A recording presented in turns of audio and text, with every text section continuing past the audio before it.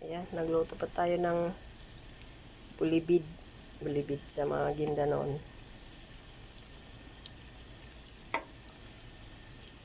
Pang merenda ba?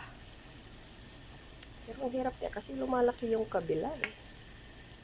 Magaling na ako sa lahat magluto, pero ito talaga yung doon niya nakukuha ko yung timpla, pero yung pag ano niya, pag paikot-ikot ba, ay hindi ko siya masyado makuha-kuha kasi lumalaki yung dyan sa dulo niya, sa may puwitan.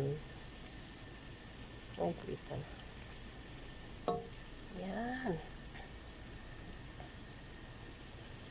Paborito ko to siya. Pag umuwi ako ng probinsya, sa Pilipinas ay ito talaga ang hinahanap ko sa libutan kasi doon kay Bapapato ang sarap ng bulibid niya.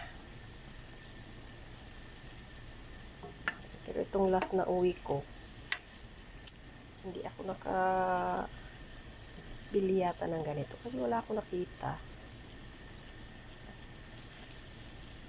Yan. Tignan nyo, nagbubukas siya.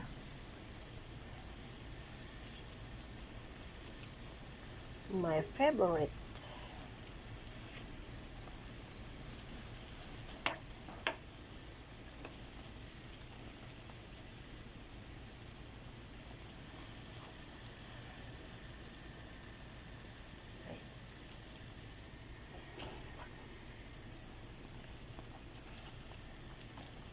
Pagbilhin mo to dito doon sa bata,